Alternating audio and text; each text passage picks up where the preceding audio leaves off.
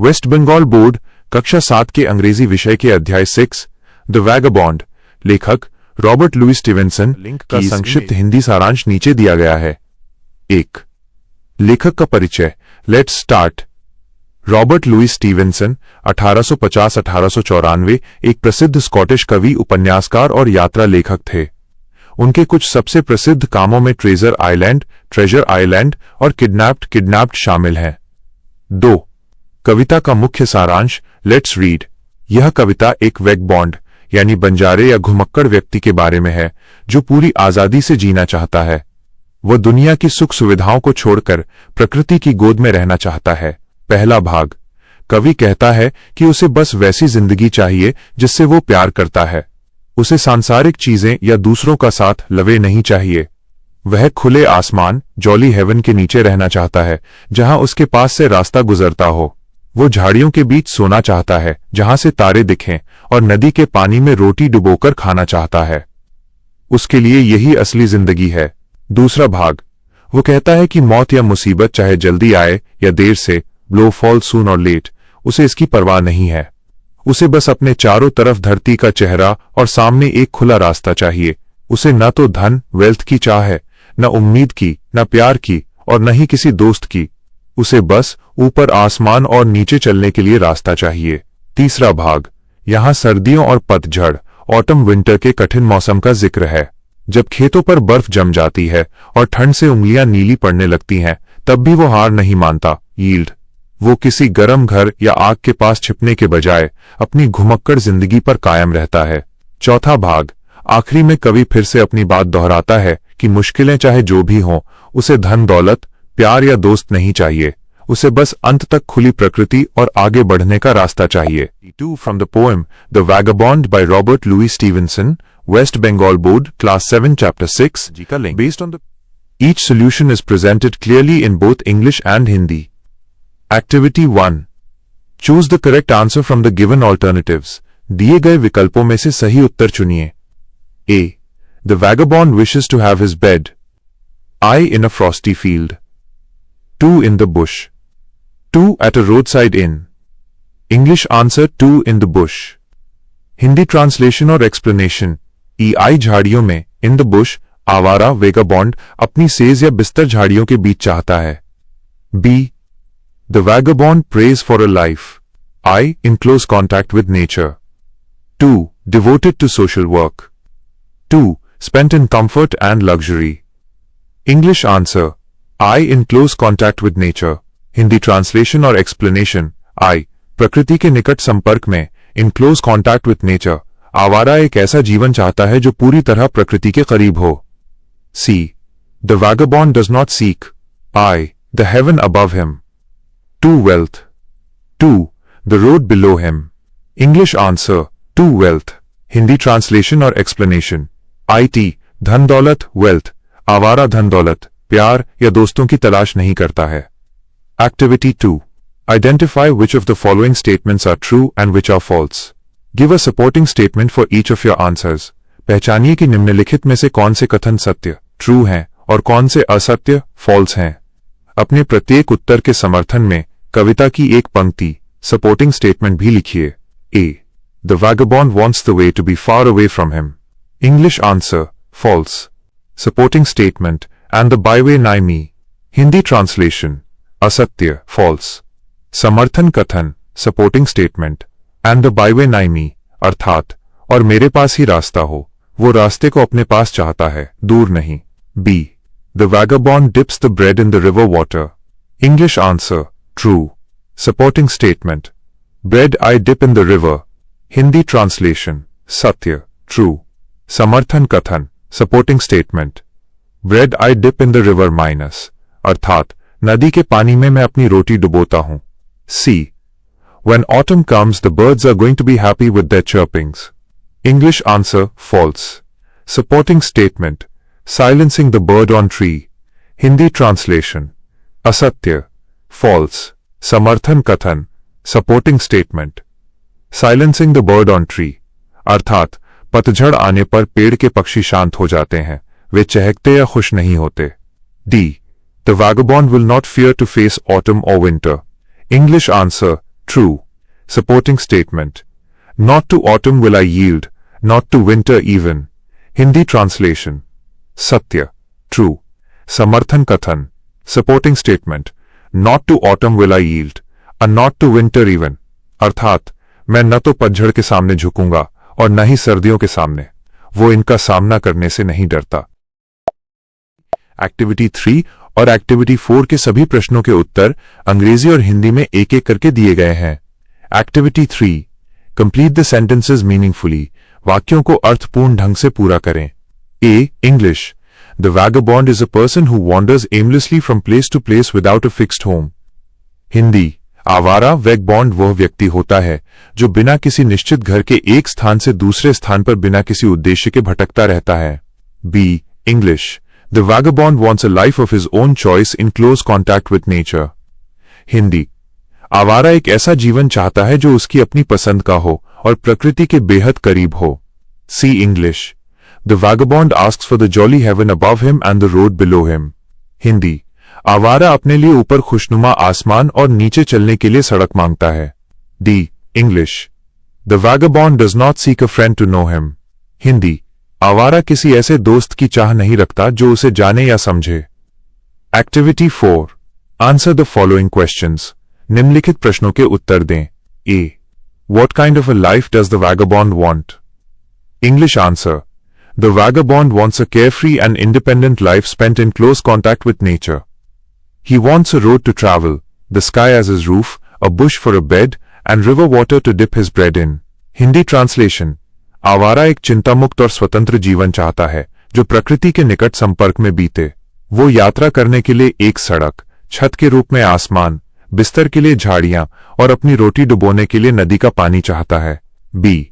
What are the things that do not interest the vagabond? English answer. Material wealth, worldly possessions, hope, love and friends do not interest the vagabond. Hindi translation. भौतिक धन, सांसारिक सुख सुविधाएं, आशा, प्रेम और मित्र आवारा को आकर्षित या प्रभावित नहीं करते हैं। सी. What would the vagabond do when winter falls? English answer. When winter falls, the vagabond will not yield or surrender to the freezing cold. He will continue to lead his open-air, wandering lifestyle despite the harsh weather. Hindi translation. जब सर्दियों का मौसम आएगा तब भी आवारा कड़ाके की ठंड के आगे घुटने नहीं टेकेगा या हार नहीं मानेगा। वह खराब मौसम के बावजूद अपने खुले आसमान के नीचे घूमने वाले जीवन जीने के तरीके को जारी रखेगा। D. How does the poet describe a field in autumn? English answer. The poet describes the field in autumn as frosty and as white as meal, flour. Hindi translation. कवि शरद ऋतु पतझड़ में खेत का वर्णन करते हुए कहता है कि वह पाले ओस की बूंदों के जमने से ढका हुआ है और आटे मील की तरह सफेद दिखता है। E. Why does the poet repeat the second stanza once again? English answer. The poet repeats the second stanza to strongly emphasize the vagabond's deep desire for an unconstrained, free lifestyle and his determination not to let any harsh conditions or even death stop him. Hindi translation. कवि दूसरे छंद को दोबारा इसलिए दोहराता है ताकि वो एक बिना किसी बंधन वाले स्वतंत्र जीवन के प्रति आवारा की गहरी इच्छा और किसी भी कठिन परिस्थिति या यहां तक कि मृत्यु से भी न डरने के उसके दृढ़ संकल्प को मजबूती से रेखांकित कर सके। F. What message does the poet want to give through the poem? English answer. Through this poem, the poet wants to convey that true happiness lies in personal freedom and living in harmony with nature, rather than chasing material wealth and worldly comforts. Hindi translation. इस कविता के माध्यम से कवि यह संदेश देना चाहता है कि सच्ची खुशी भौतिक धन और सांसारिक सुख सुविधाओं के पीछे भागने में नहीं, बल्कि व्यक्तिगत स्वतंत्रता और प्रकृति के साथ तालमेल बिठाकर जीने में है। Activity 5. Match the words in column A with their meanings in column B. Column A के शब्दों को कॉलम B में उनके सही अर्थों से मिलाइए। English solution. अंग्रेजी हल। Column A. Column B. Correct meanings. Love. A feeling of care and understanding. Heaven. A place where a soul finds peace and his God, nigh, that which is near. Lave. A stream or a rivulet. Frosty. Covered with thin ice. Friend.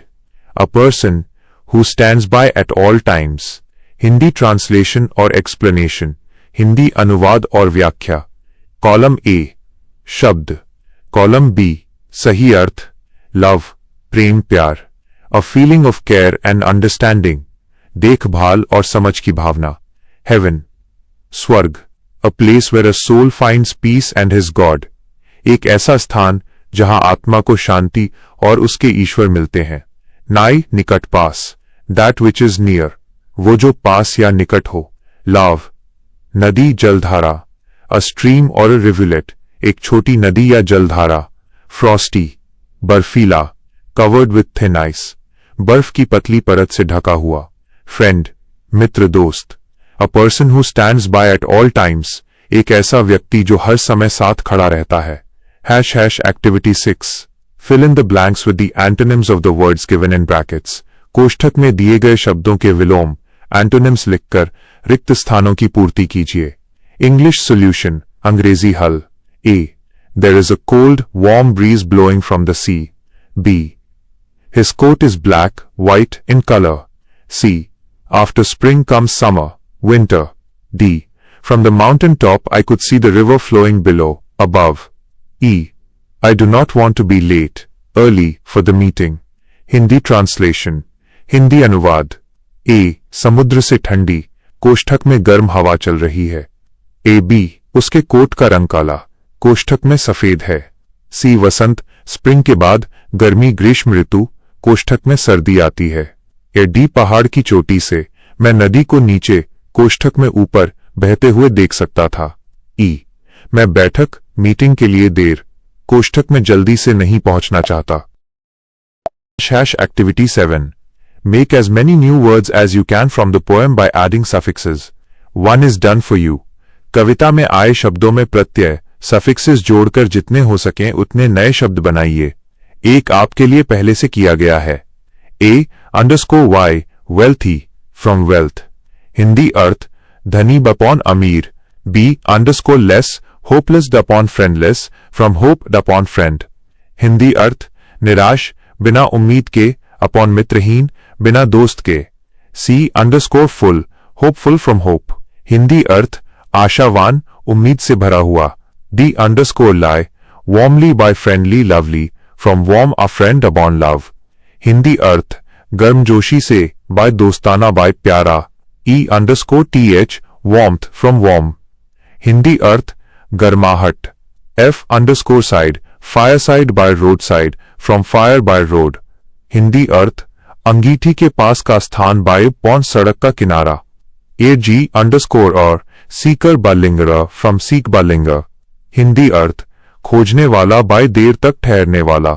H_r lover from love, Hindi अर्थ प्रेमी। Activity 8A. Find participle adjectives from the given sentences. दिए गए वाक्यों में से कृदंत विशेषण participle adjectives ढूंढिए।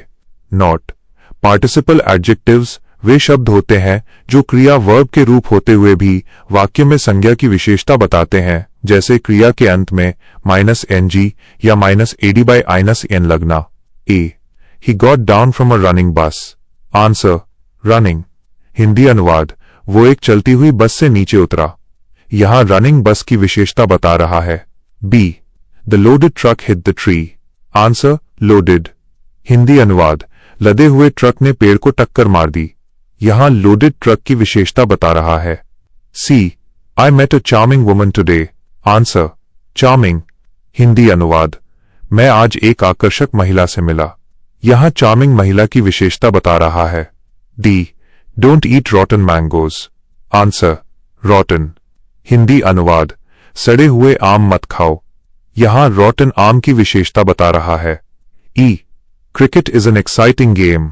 Answer: exciting, Hindi अनुवाद cricket एक रोमांचक खेल है। यहां एक्साइटिंग खेल की विशेषता बता रहा है।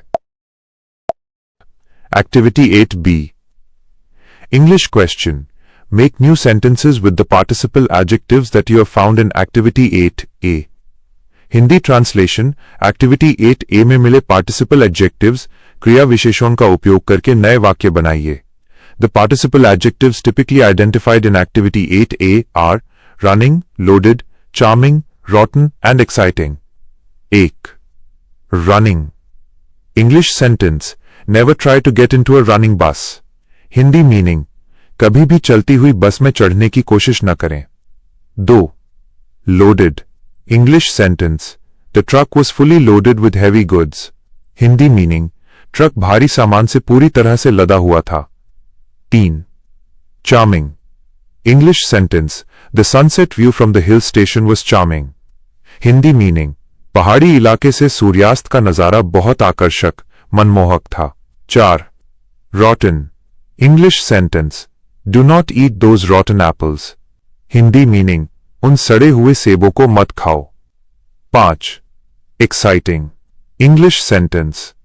Yesterday we watched an exciting football match. Hindi meaning, कल हमने एक रोमांचक फुटबॉल मैच देखा। Activity 9.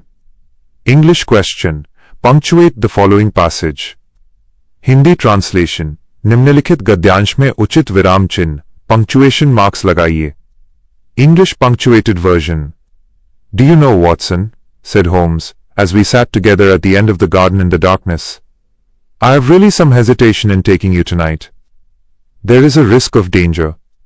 You know I welcome it, but you have evidently seen more in these rooms than was visible to me. You saw the ventilator.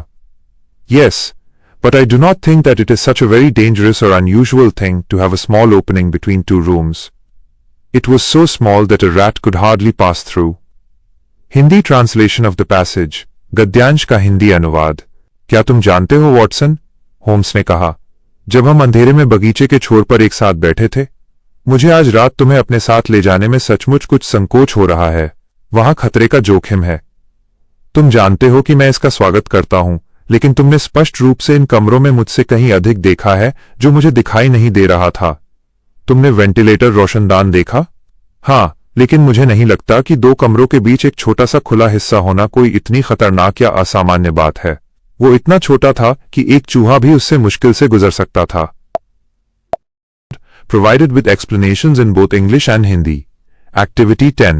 Complete the sentences with adjectives in their proper degree. विशेषणों के सही रूप degrees का उपयोग करके वाक्यों को पूरा करें। A. Ram is old than Shyam. English explanation. We use the comparative degree, older, because two people, Ram and Shyam, are being compared, followed by the word than. Hindi translation और explanation. Ram Shyam से बड़ा उम्र में है। यहां दो लोगों, राम और श्याम की तुलना हो रही है, इसलिए ओल्ड की कंपैरेटिव डिग्री ओल्डर का उपयोग किया गया है। B. Mount Everest is the highest high peak in the world. English explanation. We use the superlative degree, highest, because Mount Everest is being compared to all other peaks in the world, and it is preceded by the article the. Hindi translation और explanation. Mount Everest दुनिया की सबसे ऊंची चोटी है। यहां mount Everest की तुलना दुनिया की बाकी सभी चोटियों से की जा रही है, इसलिए हाई की सुपरलेटिव डिग्री हाईएस्ट का उपयोग किया गया है। C. A mango is as sweet to taste as an apple. English explanation. We use the positive degree, sweet here, because the construction as is used to show equal comparison. Hindi translation और explanation. आम स्वाद में उतना ही मीठा होता है जितना कि एक सेब। जब as उतना ही, जितना का प्रयोग समान तुलना के लिए किया जाता है, तो मूल रूप यानी पॉजिटिव डिग्री स्वीट का उपयोग होता है। D. Darjeeling is cool than Siliguri. English explanation. We use the comparative degree, cooler, because two places, Darjeeling and Siliguri, are being compared using than. Hindi translation और एक्सप्लेनेशन। दार्जिलिंग सिलीगुड़ी से अधिक ठंडा है। यहां दो जगहों, दार्जिलिंग और सिलीगुड़ी की तुलना हो रही है, इसलिए कूल की कंपैरेटिव डिग्री कूलर का उपयोग किया गया है। E. Kolkata is the large city in West Bengal. English explanation. We use the superlative degree, largest, because Kolkata is being described as the top one among all cities in West Bengal, preceded by the. Hindi translation और explanation. Kolkata पश्चिम बंगाल का सबसे बड़ा शहर है। यहां कोलकाता की तुलना पश्चिम बंगाल के अन्य सभी शहरों से की जा रही है, इसलिए लार्ज की सुपरलेटिव डिग्री लार्जेस्ट का उपयोग किया गया है। F. Sita is tall than Reshma. English explanation. We use the comparative degree, taller, because two girls, Sita and Reshma, are being compared, followed by than. Hindi translation और explanation. Sita Reshma से लंबी है। यहां दो लड़कियों, सीता और रेशमा की लंबाई की तुलना हो रही है, इसलिए टॉल की कंपैरेटिव डिग्री टॉलर का उपयोग किया गया है।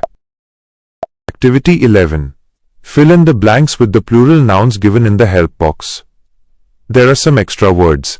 मदद बॉक्स में दिए गए बहुवचन संज्ञाओं प्लूरल नाउन्स से रिक्त स्थानों को भरें। कुछ अतिरिक्त शब्द भी दिए गए हैं। Help box, species, headquarters, means, series, spectacles, tongs, congratulations. A English, you have won the match, congratulations. Hindi, आपने मैच जीत लिया है, बधाई हो। B English, the police headquarters were not far away. Hindi, police मुख्यालय ज्यादा दूर नहीं था। C English, he did not have the means but he had the capacity to build an empire. Hindi, उसके पास साधन नहीं थे लेकिन उसमें एक साम्राज्य खड़ा करने की क्षमता थी। डी English, the test series was so exciting that all were glued to the television. Hindi, test series श्रृंखला इतनी रोमांचक थी कि सब टीवी से चिपके हुए थे। E English, he held the burning coal with the help of tongs. Note, the handwritten text in the image incorrectly says spectacles, but burning coal is held with tongs चिमटा। हिंदी, उसने चिमटे की मदद से जलता हुआ कोयला पकड़ा। Summary of extra words, अतिरिक्त शब्द। Species, प्रजातियां। Spectacles, चश्मा। Activity 12. Question. Describe in a short paragraph within 70 words your experience of enjoying a picnic. You may use the following hints. Place of the picnic, time/season of the picnic, your companions in the picnic, games/events/activities, your feelings after the picnic. English version. My experience of a picnic. Last winter, I went on a picnic to Eco Park with my family. It was a sunny December morning. We played badminton, listened to music, and enjoyed a delicious lunch of puri, sabzi and sweets. In the afternoon, we went boating in the lake. I felt extremely happy, refreshed and energized after spending such a wonderful day filled with fun and laughter. Word count 64 words. Hindi version, Hindi अनुवाद। Picnic का मेरा अनुभव गत सर्दियों में मैं अपने परिवार के साथ इको पार्क में पिकनिक मनाने गया था। वो दिसंबर की एक खिली हुई धूप वाली सुबह थी। हमने बैडमिंटन खेला, संगीत सुना और पूरी, सब्जी और मिठाइयों के स्वादिष्ट दोपहर के भोजन का आनंद लिया। दोपहर में हमने झील में बोटिंग, नौका विहार की। मौज मस्ती और हंसी मजाक से भरे इतने शानदार दिन को बिताने के बाद मैं बेहद खुश, तरोताजा और ऊर्जावान महसूस कर रहा था। Project title, framing a picture, एक चित्र को फ्रेम करना। Step 1 English, on a sheet of chart paper draw a colourful picture of the vagabond in a natural background. Hindi, एक चार्ट पेपर की शीट पर प्राकृतिक पृष्ठभूमि नेचुरल बैकग्राउंड में आवारा वैगाबॉन्ड का एक रंगीन चित्र बनाएं। Step 2 English, collect at least 8 sticks, 4 of these equal in measure to the breadth of the picture and the other 4 equal to the length. Hindi, कम से कम 8 लकड़ियां, स्टिक्स इकट्ठा करें जिनमें से 4 चित्र की चौड़ाई के बराबर माप की हों और अन्य 4 चित्र की लंबाई के बराबर हों। Step 3 English, fix the sticks to the margins of the pictures on all 4 sides. Hindi, इन लकड़ियों को चित्र के चारों ओर के किनारों मार्जिन्स पर चिपकाएं या फिक्स करें। Step 4 English, make a loop of strong string and fix it to the top stick carefully so that the picture stays upright. Hindi, एक मजबूत धागे या रस्सी का एक लूप फंदा बनाएं और इसे ध्यान से सबसे ऊपर वाली लकड़ी से बांधें ताकि चित्र सीधा लटका रहे। Step 5 English, your picture is ready for hanging on the wall. Hindi, आपका चित्र दीवार पर टांगने के लिए तैयार है।